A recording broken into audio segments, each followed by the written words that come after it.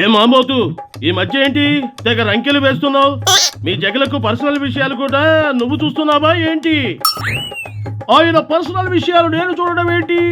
ఏం మాట్లాడుతున్నావు బాలయ్య?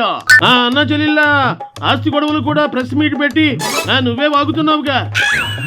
ఓ షర్మిల విషయమా?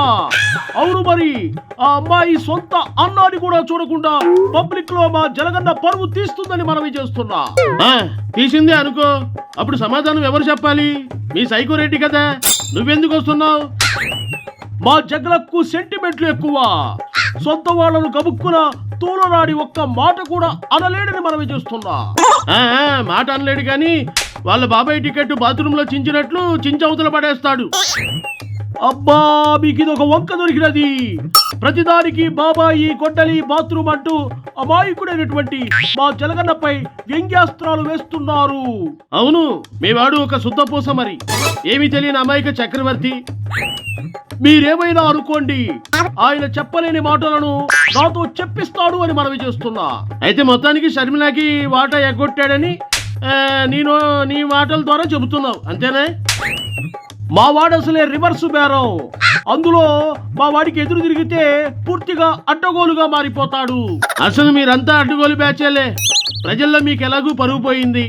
ఇక సొంత తల్లి చెల్లితో కూడా డబ్బుల విషయంలో గొడవలు పెట్టుకుని ఎవరికి కాకుండా పోయాడు మీ మేస్త్రి. మేస్త్రినా? ఓహో, నువ్వెన్నైనా అనుకో, మాకు దొరికిన ఏకైక మేస్త్రి మా జలగన్న. నాకు రాజకీయ భిక్ష పెట్టాడు అని మనవి చేస్తున్నా. ఇక మీ వాళ్ళందరూ బెచ్చమెత్తుకోవడమేలే. అలాగేమీ ఉండదు. ఈసారి ఎలాగైనా మేము అధికారం చేపడతాం. అప్పుడు ఒక్కొక్కళ్ళ తాట తీస్తాం. ఏంటి తీసేది? అప్పుడు ఒక్కొక్కళ్ళ సంగతి చెబుతాం. ఏంటి చేపట్టేది? సీపుర గట్ట. మిమ్మల్ని జనాలు ఎప్పుడో చెత్తకుండీలో వేసేశారు.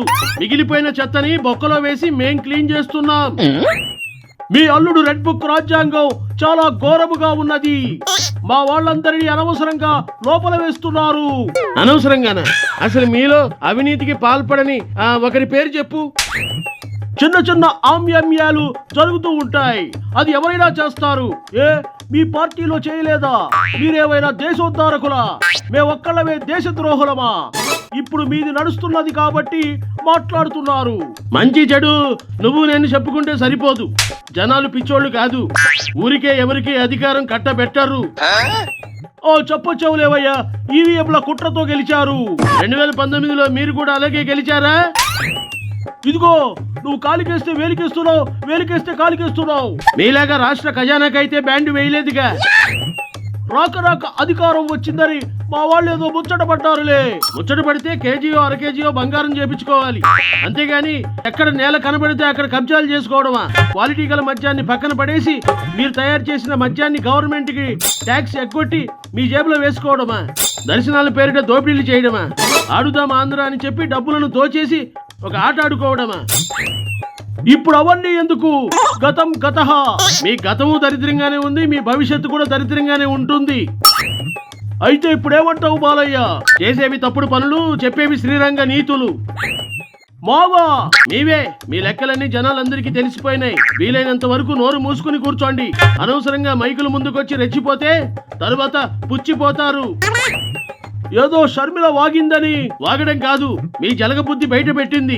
గిఫ్ట్లు ఇచ్చినట్లే ఇచ్చి వెనక్కి లాక్కున్న మీ నాయకుడి నీచ బుద్ధి ఆ అమ్మాయి చెప్పకపోతే తెలియదు కదా.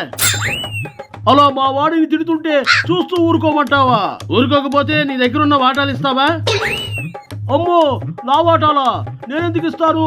నేను కూడా 4 డబ్బులు వస్తాయనే కదా మాట్లాడేది. నాకు బొక్కపడిద్దంటే నేనెందుకు మాట్లాడతా? తెలుసుగా నీ సంగతి. సొంత అల్లుడితోనే చీకొట్టించుకున్న కసాయి మామవి. మా అల్లుడి సంగతి ఎందుకులే, అవి నా పర్సనల్ విషయాలని మనవి చేస్తున్నా. అదే నీవైతే పర్సనల్ విషయాలు, ఎదుటోళ్ళవైతే పబ్లిక్ విషయాలు. అంబోతు, చెప్పు బాలయ్య.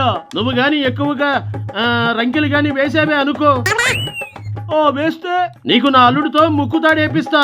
Bloody fool. ఓ సజరా సుకన్య.